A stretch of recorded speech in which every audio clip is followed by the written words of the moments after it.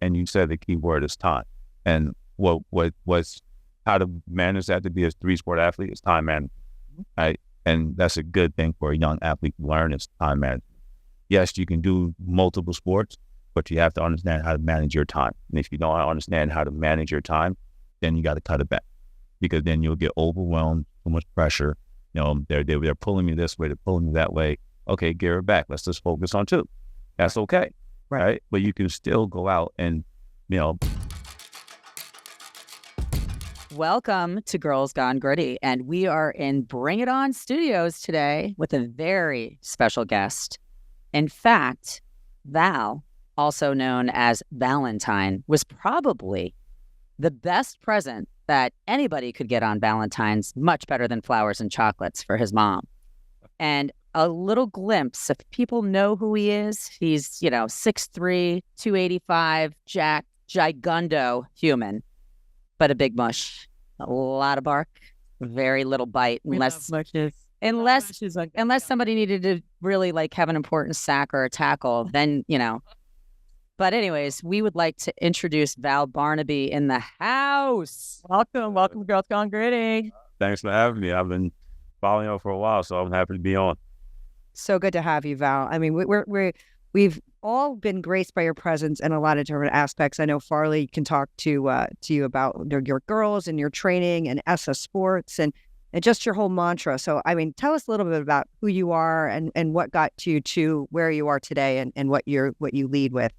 Well, my mantra is this: live in the moment, work for your future, and I stay by that. I stay true to it. Sometimes you'll want to get distracted, but that brings me back, because our moments can dictate what our future looks like. So, a little bit about me: I played ball, played football, played at Rutgers University, a little bit of time in the NFL, and started my business at a young age and just kept growing it, because my mindset is, grow people, learn about people and how to enhance them through what they want to do. A lot of times you will want to mold them into who you want them to be, but there's already a blueprint kind of there. I look at them as the ocean. The ocean's going to move however they want to move. My goal is to enhance movement with a structure and give them the mindset and discipline, keeping enhance them as humans, not just athletes. Beautiful thing. And put them through workout regimens. I know. It's strict workout regimens and, turn them up a little bit. I always said that the hardest part of starting to work out, like with friends that are like, yeah, I need to do it, or coming off an injury or something. I said, well, for you guys, the hardest part is getting to the gym, getting to that routine. So if you can get there and try to go twice a week and sort of put it into your everyday life, at first you're like, it just doesn't kind of work out in your schedule because there's always something else to do. But as you start working out, you're like, I can't live without it. So having you there, whooping up and saying, let's go, let's do this, setting goals for yourself. I mean, that's what you need to get those steps. 100%. Well, creating a habit. Well, I'll tell you, if you guys could see Val on YouTube, for those of you that are listening right now, I mean, he's no joke. He scares you. I'm scared. I took his Women's Warrior class, and I needed to get in shape before I went to the Women's Warrior class because I pulled something every other class. But what he has done for, so many, the youth around us, but not just the youth. I mean, anybody that's trying to go D1 or trying to go professional. I mean, he basically works with anybody and everybody, and he will train and then be on the sidelines watching you and cheering you on. That says a lot about who he is. He's very invested in everybody, including my 2 daughters that went and played at the next level, and they went and excelled and were ready for the next level because of Val Barnaby and ESSA Fitness. So, I mean, now how do you, so I hear your name, I'm down in Seagirt, half an hour away, and it's like, hey, I'm going to Val. And I know your name just because I know going to Val means you're going to go get in great shape. You're going to be and get your butt kicked. Insane program. And I just know Val, and I'm so happy to meet you in person. Mm-hmm. How do you come up with the programs for these kids? Well, like I said, Farley said that I'm invested in them. So it's learning by each athlete, and when you when you're invested into them, you get to understand them, and then we could adjust whatever we need to adjust on the fly. Was talking about the programs, rewriting the programs now because our fall season, we go more sport specific.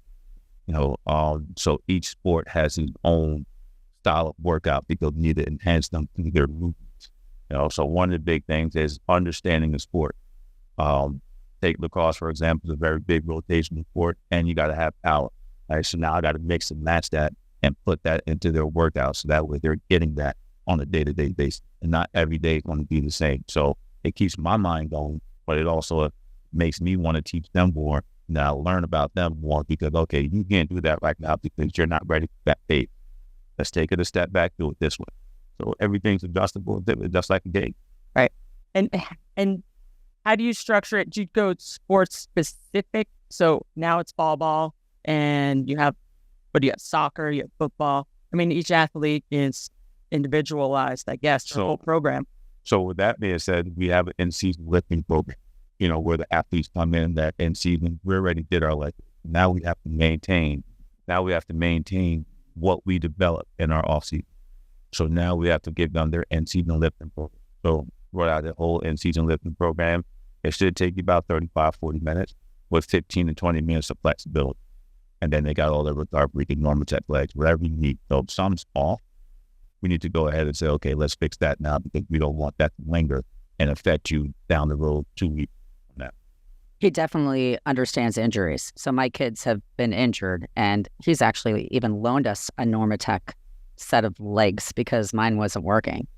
But, with Mackenzie, specific to lacrosse, even though she was a basketball player and she was also, a volleyball player, he knew that her first step, like we had gotten feedback that, she is a bigger, 5'10" athlete. So sometimes it can be an illusion that they're not quick, right? Like Chase looks quick, but she can look really lazy out there. People think she's going half speed when she's really going full speed, but they can't wrap their brains around it. Val changed Mackenzie's first step so that it was an explosive first step so that she looked like a threat when she was going to, go and take it to the cage or juke or whatever, not juke, but love to the split dodge. Exactly. So, I mean, it's like when he gets to know an athlete, he can see like room for improvement, or maybe they're not strong enough because they need to lift more before they can do all of it. So he analyzes all of his athletes and figures out what he can improve upon on their behalf, right? Yeah. And how do you handle talking about lacrosse specifically? I have a bunch of kids that played lacrosse, and obviously Farley's got the D1 athlete. But like, how do you train a kid who's like a righty or a lefty that in that torquing? I mean, you see so many spinal issues with the kids because they're really only going one direction at like especially the lower level. How do you train them to not be one-sided, or if they are predominantly one-sided, how do you adjust for that in training so that they're not injuring themselves because they go 90% left or right? So always attack the weak side, so we want to balance the athlete out. Take a baseball player. Predominantly baseball players are righty swingers. A lot of baseball injuries, hips will start to work. All of a sudden your hips go, your back hurts. Same thing with lacrosse, right? Okay, I can rip it right, but there's not about the same amount of power going to my left. Put stress to that area. So let's emphasize and let's focus on that part of your body. Take away everything on your right. I know you can go right. Let's everything go left, right? Until your left matches up with your right. Constant repetition. Yeah, I love that. And mobility. You need mobility in 100%. all. I think that's like the key right now to your body is you need mobility. My PT always says it. You're not mobile. We need to get more mobility. Stretch. Right. And to your point, balance. I say this, and for those of you at home, you won't see the visual that I do. So I teach the yoga, and I say to everybody, I'm like, listen, we're inherent human beings, so we have a strength and a weakness. That's just like our right-sided and left-sided. And what most humans like to do is like, well, I'm really good at something, so I'm going to work at it. I'm really good at it, so I'm going to do better. Like, and it doesn't have to just be sports. It can be like, let's say I'm terrible at public speaking. I never want to public speak. But if you don't ever do it, and you work only on your strengths, then you wonder why you get more out of balance. There it is, right? So I love the fact that you identify that the kids at a very young age need to work on their weak side. Well, your body compensates for whatever your weak side is. So, well, the brain tells you that. Yeah. You ever see somebody close their eyes like, okay, you focus on this side looks better than the other side. right? Because we don't understand how to focus on that point. And then you got to have your peripheral. So that word balance is a very underrated, neglected word. That's like a side shuffle.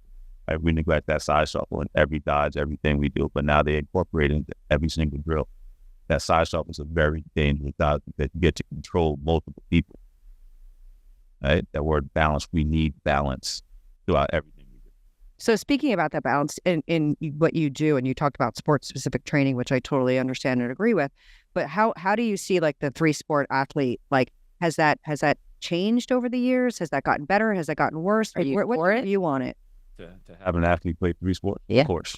I try to play as many sports as possible. I told my baseball coach when I was in high school, listen, I'm going to run track because I'm good at what I do. He was like, all right, well, we're going to just practice now. Because you want me to pitch, I'm gonna go jump and I'm gonna pitch that. What's the chances of it happening? Unlikely, unless you just. Why is it a dying breed? I mean, you're cross-training your body. Because the emphasis on the athlete is, this is what I'm good at. I'm going to stay there. But what if you're good at all 3? There's no time. That let fate make its decision. But it's what they're being told from the back end. Well, you're going to focus on this, right? Because this is where I want you to go. No, I want you to do as much as possible.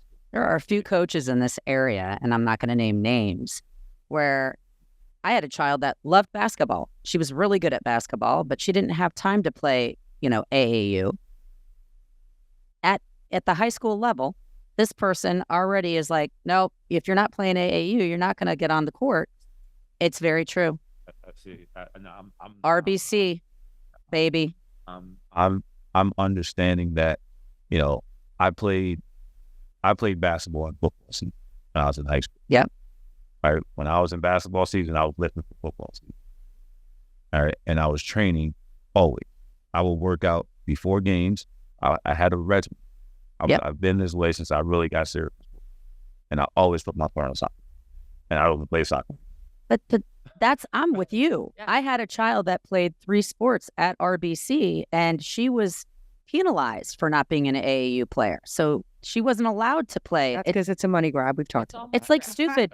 You know what? If you bring value, okay, as a 3-sport athlete, if you bring value on the court, on the turf, whatever, I think coaches need to recognize that if somebody's made up their mind that they're going to be a lacrosse player, for instance, she still brought it on the court playing volleyball, and she would have been a massive contributor on that basketball court had there not been somebody that was an athletic director and also the coach short-sighted and not appreciating a 3-sport athlete anymore.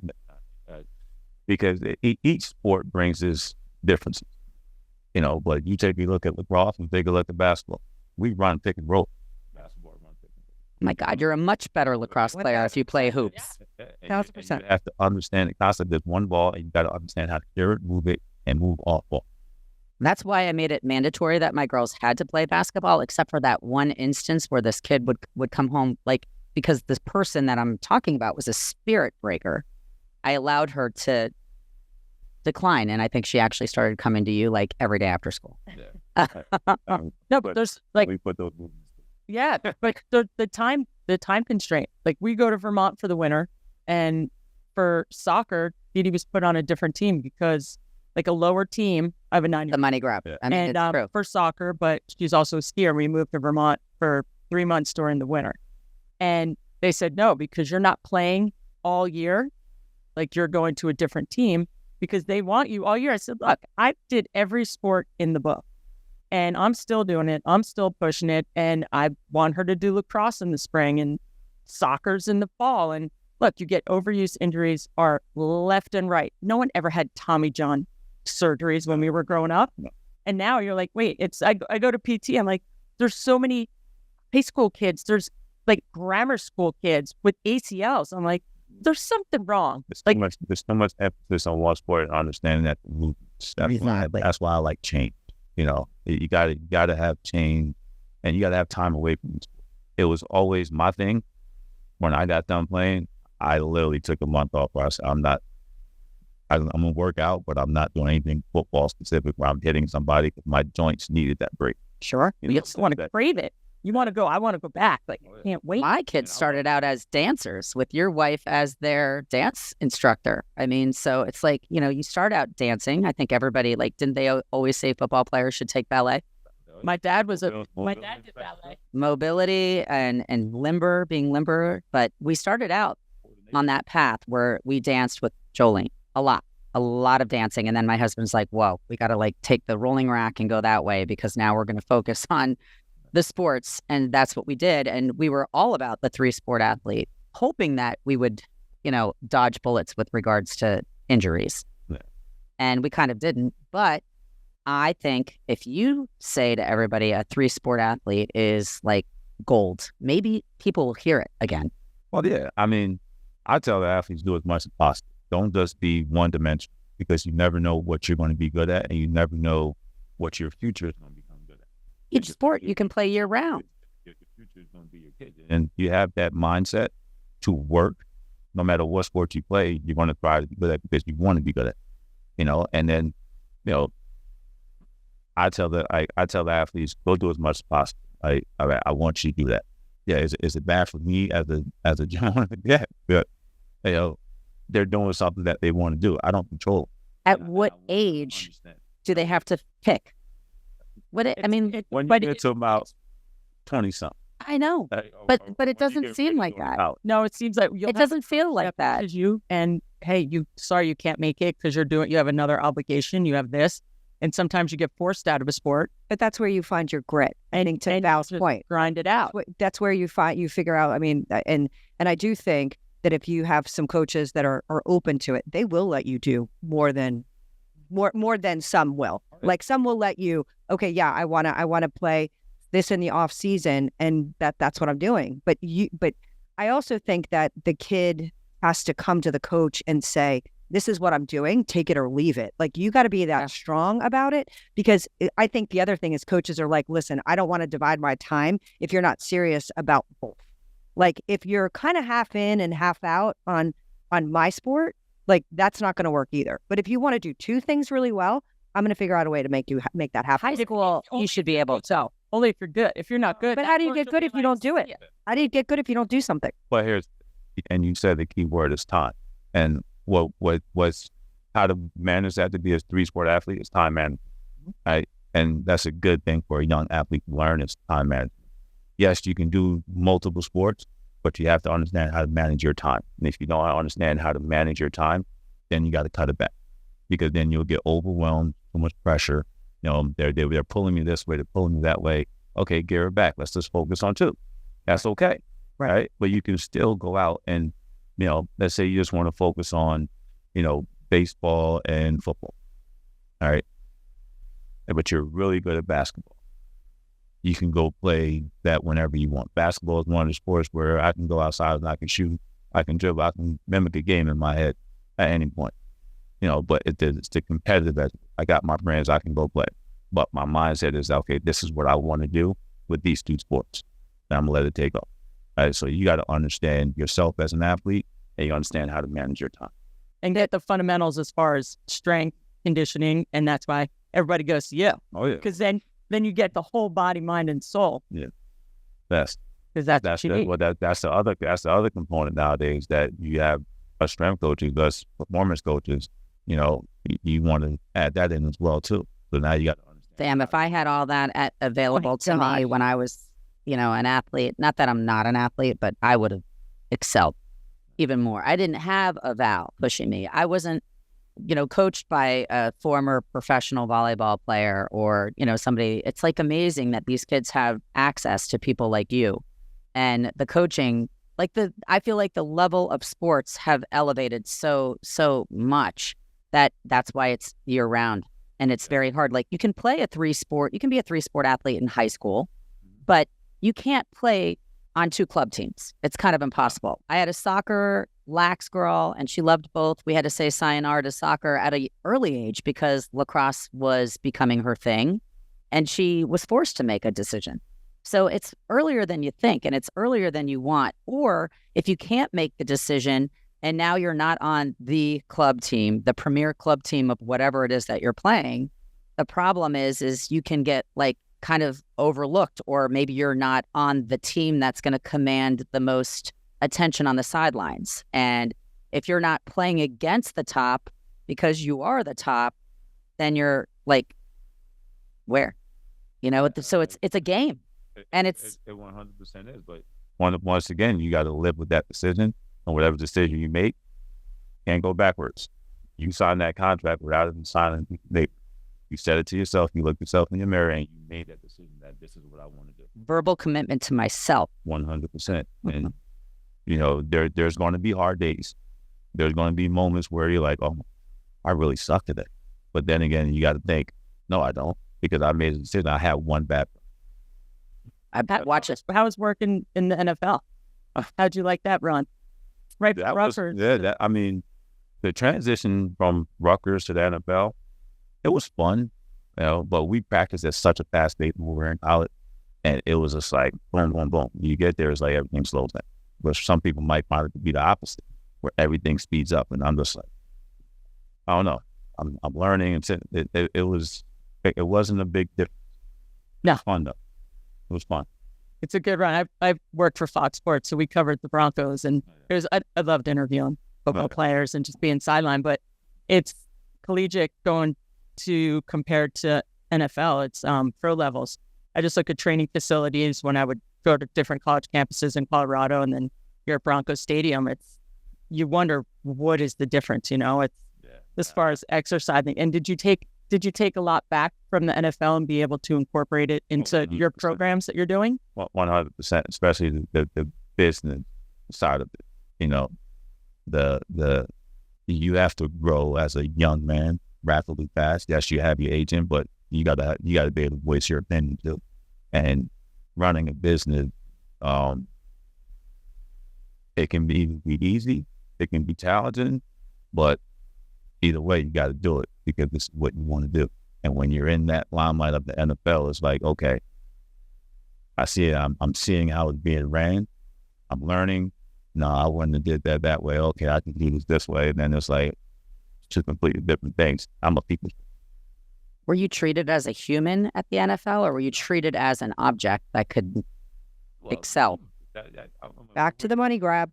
We could all 100% answer this question. Just look at the media. Let's just listen to the media the other day with Dak Prescott. Yeah. And just look at how they can move major pieces at any time they want.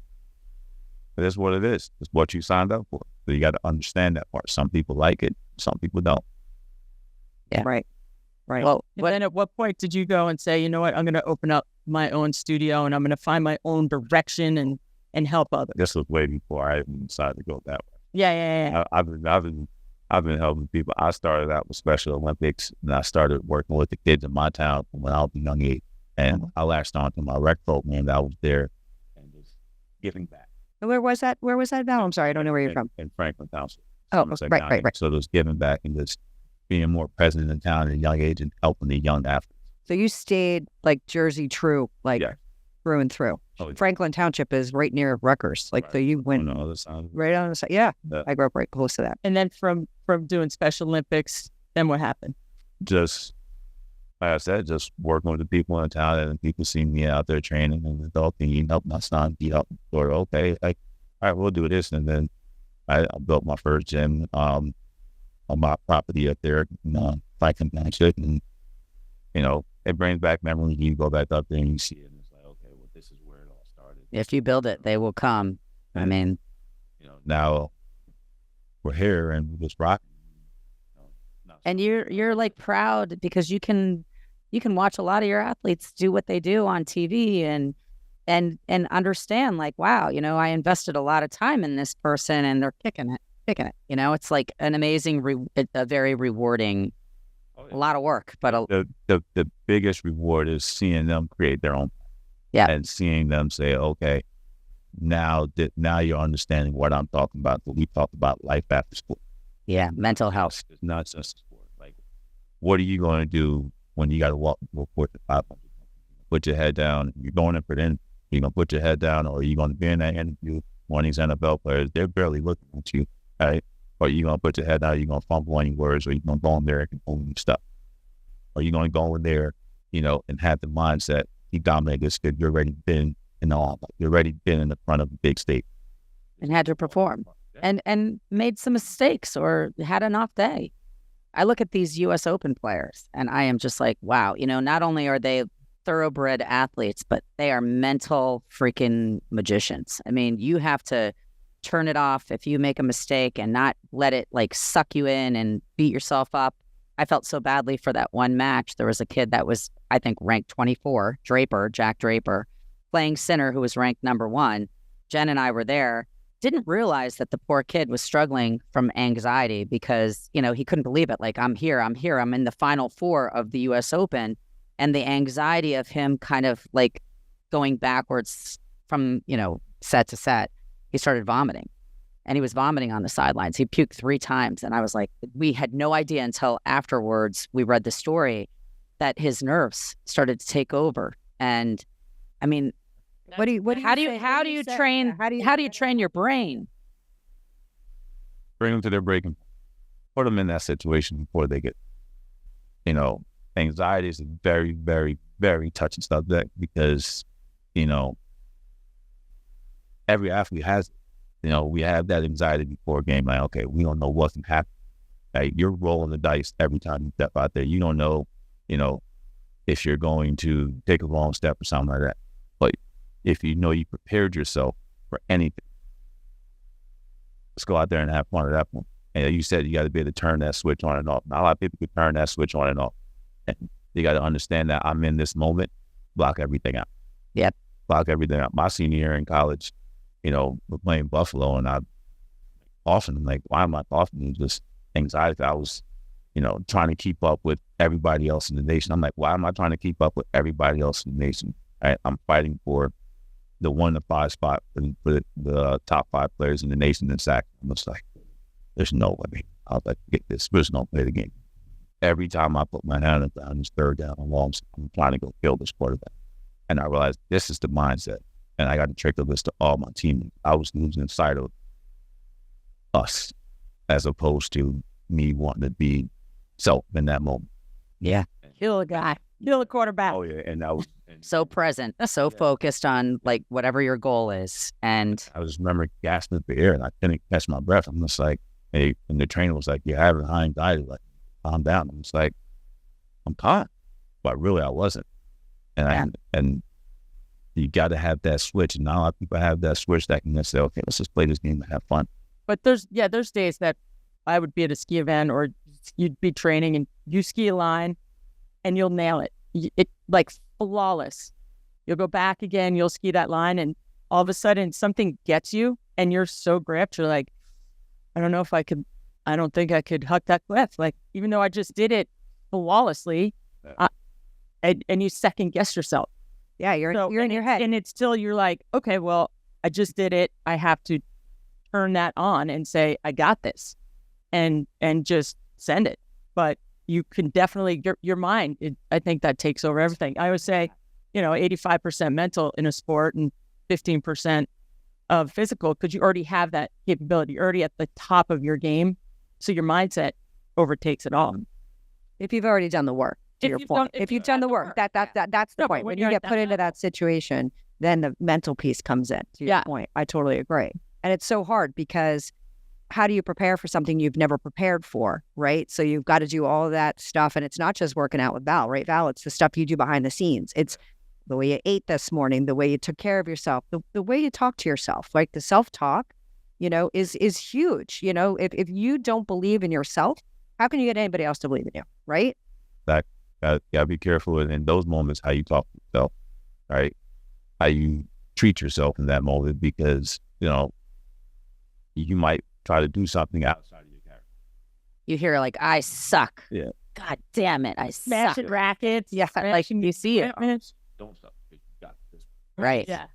But you say that, you hear yourself say that. I mean, in my brain, I always am like, when I start beating up myself, I am like, okay, if my kids can freaking do this, I'm bringing it. I'm going to kick my kids' asses in their mental toughness in that moment. Like if it's a tennis game, I have to like I psych myself up by like what my kids are doing and how disciplined they are and how much they have grit. And I'm like, I'm not going to not have as much grit, if not more than my freaking kids. Like, that's what I say to myself in a moment. Not that I don't have grit, but I have to practice what I preach. I'm in my kids' faces all the time. Like, come on, I know what you can give. And I feel like, so I have to give myself the same talk that I give my girls.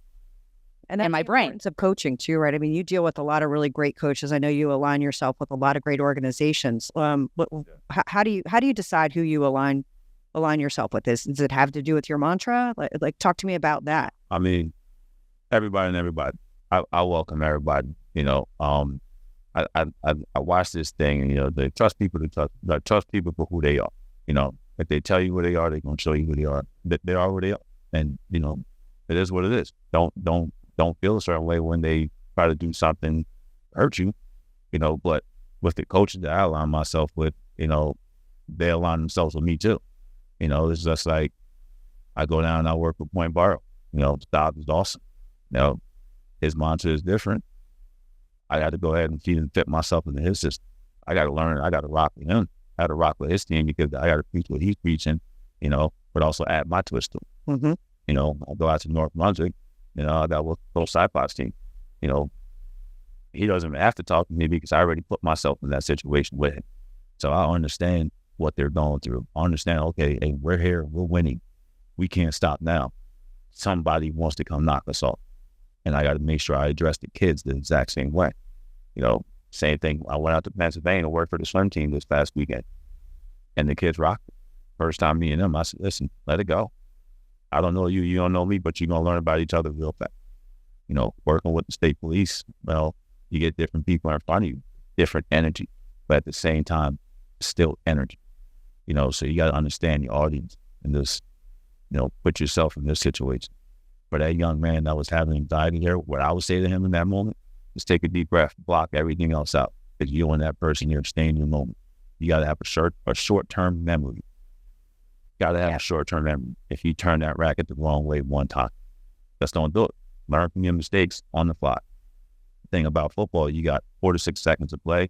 Probably got 25 to 30 seconds in between each play. You can't dwell on the past because in the NFL, things move real fast. That's the only difference. That thing is coming, and they're men. They're men. They're coming. They're going to hurt you if you blink, or if you second guess yourself, you get your feelings hurt real fast. They'll light you up. Well, it's my you go to the stadiums and you watch a football. It's like literally a gladiator. Like it reminds me of like Roman times. You're putting these people in this situation. It's literally life or death, and it's gotten even more. Like I feel like the injuries in the NFL have gone up. I mean, I feel like the hitting is crazy. I mean, everybody's bigger, more powerful, and everything, right? What do you think? That's a whole other podcast. All right, we'll be back on that. That's a whole nother segment because I'm watching. I'm like, just kick off the turn. Like, this guy's going to have a running start 30 yards back, and you got these guys standing right here like this? Come on. That changed the game. I watched youth football yesterday, and I saw one of the kids that was playing, and maybe he has a concussion history already in 6th grade, but he had one of the Guardian caps. What do you think about the Guardian cap? They're finding ways to prevent it. As you said back in the day, you never heard about Tommy John and all this. Like, never heard about ACL, never heard about concussions and nothing like that. Maybe I had one. I don't recall having one. I know. But I always made a promise to my mother never to hit with my head. And she was like, as long as you don't hit with your head, you can go out there and play. That's why I hit with these shoulders. If you keep your head out of everything, and you bring your impact with your shoulders and your body. What if somebody hits you with their head? You can't help it. Yeah. Well, that's You got to move fast. That's a conversation we had. I was talking to a doctor on the sideline in an Ocean football game. I was like, it's unfair to a defender. Right. Getting called for helmet-to-helmet contact because a runner can lower his helmet, but we can't lower our center of gravity to get underneath him because we're going to be called helmet-to-helmet. Right. It's not fair. Right. All right. Just like you can't even touch a quarterback nowadays. Well, nowadays, you really got to touch them for them to get hurt. Right. They're so fragile. Well, some of them, I love when they run to the end Sorry, zone. Kenny. Not Kenny. Kenny bigger stuff. Now at your gym, you don't just train younger pro athletes or even collegiate athletes, What everybody. yeah, who can come to your class? How do they find it? Give us the name of your studio. ESSA Sports Performance and Fitness. And that stands for, tell us all. ESSA, so explosive strength, speed, and agility. But we also add the fitness part for it because the adults, if you want them to come in and work out as well, they bring their kids, their equipments for them. It's one big family. So not just come in and think that you're going to train like an athlete, but you have that feeling of training like an athlete, but you can come in and do your own thing as well too, with the guidance. And it feels like a college training room. It's like a place that you want to be. It's like infectious. You want to be in it, especially if you've been in it before and now you're like me. I like it because I feel like I'm back in it. Yeah. Oh, yeah. Now, do you with I know the regiments from back in the day, you used to do classes that were an hour, and now there's classes you can take that are compressed. If you have 30 minutes, like you can go in, you could get a good workout. yeah, that's the Like- Peloton thing. What do you think? No, but what do you think about that? Because I like, I'm going to go work out for 20 minutes. I'm like, that doesn't do anything for me. Well, in today's world, Better than nothing. Exactly. Exactly. Like, I know for a fact, if I don't get at least 30 minutes into myself, this is going crazy. Oh, yeah. And I'm That's not- my husband. No, I need Got to work out to be civil. So my early morning workout, so my cardio triggers me, it gets me going. Even cold back, even cold punches. It works to it works up the snatch nerves, and then triggers the brain, gets everything going. At least 30 minutes of that. Like I tell a new client that I'm going with, and this is what they come in, and this is what they want to work on. Okay, but you don't have the time. Start off with 5 minutes to yourself, 5 minutes self-love. Okay, now you gradually work your way up. Right, while your kids are out of bed, go for a walk. Yeah. You got to find Laps time for around the yourself. track. Now, because they keep getting older, you're going to get older, but you're losing sight of self. You got to learn how to take care of yourself. You don't know how to take care of yourself, then all of a sudden, all these negative things, be careful how you talk to yourself. Yeah. Oh, yeah. Oh, yeah. Yeah. So, that word self, we need to have that self. Self-love. And in my gym, I challenge the parents all. I challenge them. I said, listen, if your kid could do it, you got to be able to do it. I would never let my kid out. And somebody said it. So true. Well, one of my assistants said it the other day. Like, Dallas is my son. He got some big shoes to fill. I said, no, he doesn't.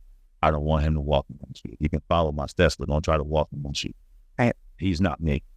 He's not. My son is not me. He might have swag, right? But he's not. That's it. So he, and my daughter is not my wife. My daughter's a beautiful dancer, but you got two parents, professional, and you got my wife who danced at Juilliard and she made it professional. And it's like, you got a girl and a boy that's trying to follow No. they walk to their own drum. Which is so good. I don't need them So to be good. like me. But they also Be better than me or create their own path and be phenomenal. Or They're all better than me. but they're being raised by you. Seriously, through their children, like, oh, I could have been at this. Like, I see that all the time, where you feel like the kid's like trying. The parent is like, you're going to play this because I played this, and you're going to do better at it because now I know all this stuff, and I'm going to push you. Which Helicopter. basically is like a beautiful thing. Like, I had this passion for something, but you got to be really careful about like the way that you transmit that. So I love that. You're not going to fill my shoes. You might follow in my footsteps, but you're going to take your own path. That's You know what they're awesome. inheriting? They're inheriting what you've got going on in here and what Jolene has got. Like that's something that you guys are wired differently. And so they're lucky that they're kind of part of the similar wiring. I always say my kids see me. Whether they say nothing to me, they always see me. I wake up early. My son gets up early. What is he doing when he gets up early? He makes a decision at that point. When I get up, my feet are gone. So they see my work ethic. They see my work habit. They see how I move. So So important. they're learning because they're a sponge to what they see. They're a sponge to their environment. And this is why I like working with the younger kids, because you get to see the growth.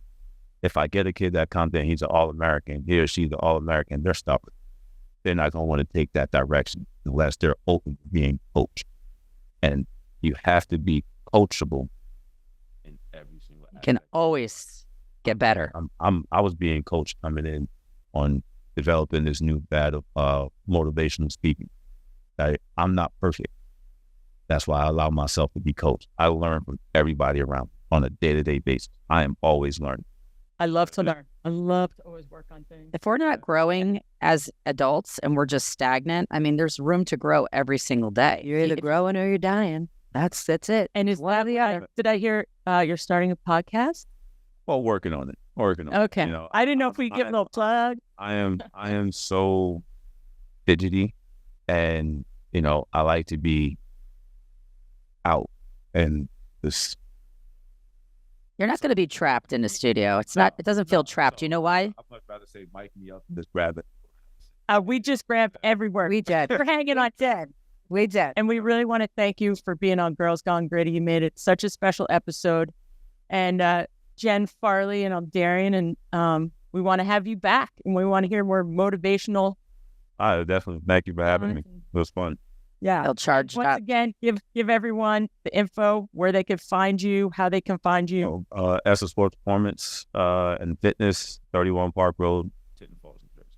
All right. And he's also seeing a lot of online. Val do a lot of community things. So keep your eyes and ears open for things that he aligns with. He aligns with a lot of great organizations, nonprofits and stuff. So I know he's got speaking engagements coming up. So we'll put those on our website as they come up as well. So thank you again, Val, for joining us. Thanks for having me. Thanks so much. This is We love ya. Studios and Girls Gone Gritty with Val. Peace out. Bye. Bye.